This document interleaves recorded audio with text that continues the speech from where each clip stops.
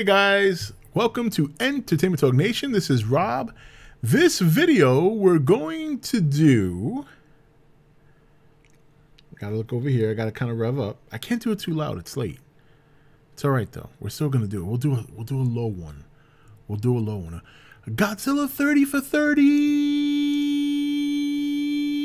Yes. Yes. All right. I can be somewhat loud, but not too loud. Not like I usually scream. I'm recording this now. It's late. And like I said, these two videos, yesterday and today's, were two videos that I actually forgot. Yeah, I got so involved with some of the other videos that I was doing that I forgot about these two pit stop videos that I kind of wanted to use as segues into the Heisei series. And we start with the Heisei series, and I wanted to talk about Godzilla 84 in this format because this is one of my favorite all-time Godzilla movies. And this movie really set the tone for what we would eventually get in the Heisei series. Even though it came 5 years later, the first Heisei, or excuse me, the movie that was to come after this. You know, this one came out in '85 in the States. Godzilla vs. Biollante, I think, came out in 1989, which technically is 5 years later because Godzilla Returns came out in 1984. But this movie I fell in love with. I remember seeing this in the theater as a kid. And I was just in awe. I loved the suit. Godzilla looked menacing. Okay, you could argue there's some derpy moments, but for the most part, you know, the suit was very menacing. Obviously, they had a very large robotic suit that they used.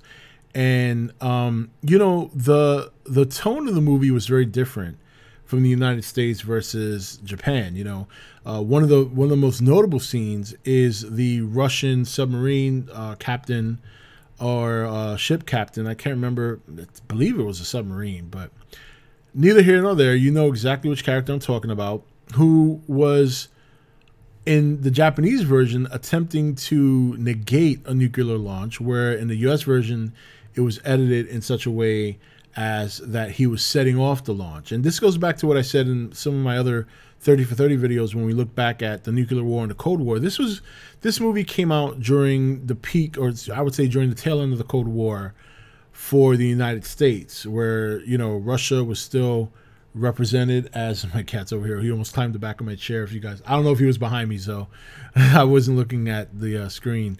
But yeah, obviously the United States is not going to represent Russia in a heroic form in this movie, even though Japan did.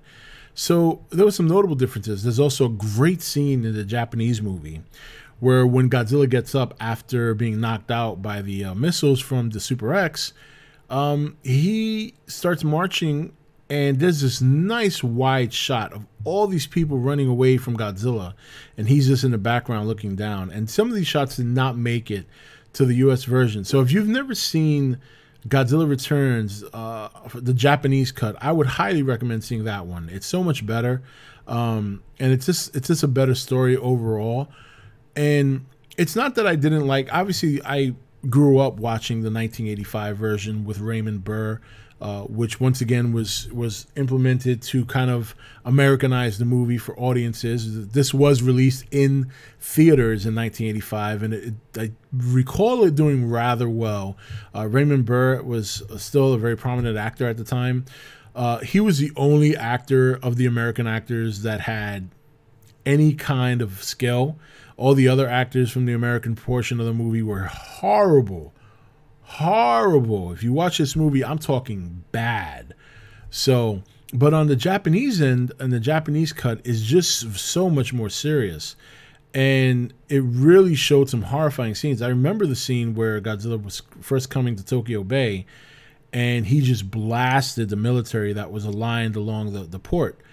And that's a devastating scene. I mean, that is just, he just rips through that whole line. And, you know, when you look back at these movies, it's hard to take them as serious as at the time they came out, because that kind of format, you know, the suitmation and stuff like that, it's not, you know, it's really not the thing anymore. It's now suitmation has become, you know, basically motion capture, which I think is a very good thing, because motion capture, I mean, you think about some of the things these men went through to be in these suits for so many hours, sweating, dehydrating, almost drowning, As I mentioned in one of my prior 30 for 30 videos, that suitmation is like a blessing. You know, you get to do the art of what you did in the suit without all the weight, without all the hazards. So, you know, it's funny. I look back at some of these movies, especially Godzilla in 1984, and I think to myself, man, can you imagine if something like this came out now? And now, obviously, we're getting Godzilla movies, obviously. But what I'm saying is, this particular movie, it was amazing because even though Godzilla was a villain, so to speak, even though he was wrecking Tokyo again, I rooted for him because I think the story did such a good job of portraying him as a confused monster, you know, trying to send him home, paraphrasing one of the lines. They're trying to understand him. They want to figure out what makes this guy tick. So I remember as a kid at the end of the movie, I'll never forget, and I kind of get made fun of this now, especially for my father, because he's, you know, but when I was a kid and I saw this in 1985 and he fell down that volcano, man, I wept. I wept like a big baby. In fact, I remember, you know, if you ever have a good relationship with some of your animals, like we had a dog, and I remember when I was crying and my dog jumped on me, was licking me, trying to cheer me up. There was nothing that dog could do. As much as I loved her, there was nothing she could do to cheer me up. I saw one of my most favorite monster characters. I was old enough to understand the movie a little bit more, and I hadn't seen a Godzilla movie in so long because you had to be lucky enough to catch them on TV when they came out. And also, I wasn't sure after this if we'd ever see him again.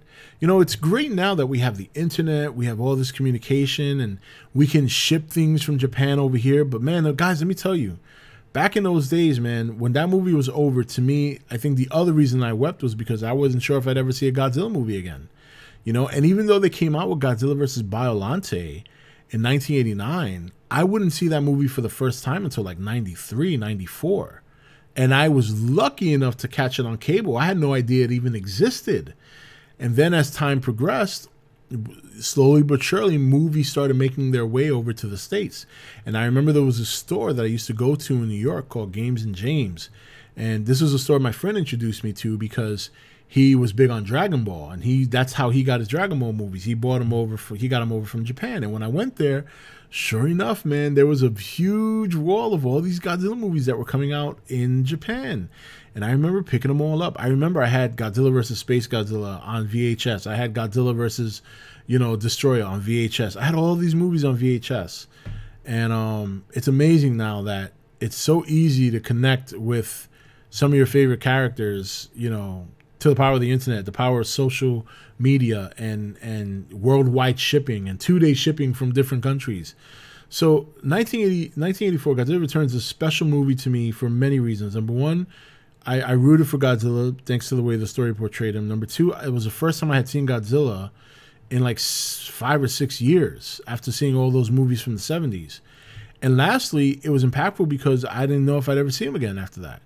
You know, the way we know now that movies are coming out 4 or 5 years from now, we never knew that back then, man. Can you imagine watching one of your favorite Godzilla movies at the end and never knowing if you're going to see another one again? So, yeah, man, that movie plays a big role this is one of the reasons why it's one of my favorites. It just really hits home emotionally because I saw the death of one of my favorite characters. I saw him, I viewed him as a lost puppy in Japan that just wanted to try and get somewhere. And he was still cool looking. He was still badass.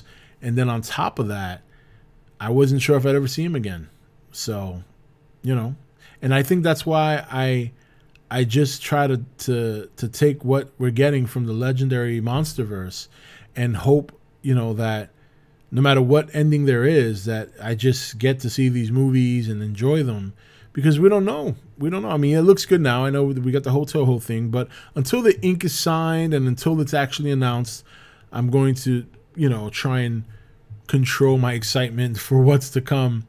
But actually, at the same time, just be 100% happy that this movie's coming out in a couple of weeks. And then pretty much a year from now, we're getting Godzilla vs. Kong.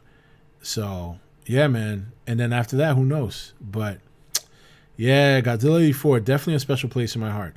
Do you have a movie in the Godzilla series that kind of impacts you the kind of way that 84 impacts me?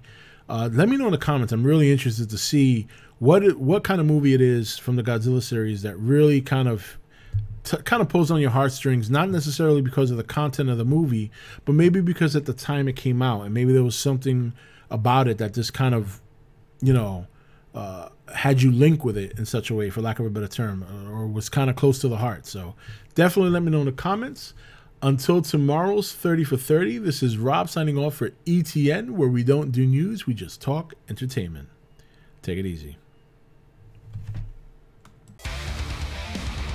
Thank you for watching E.T.N. Don't forget to subscribe and join the Nation Facebook page.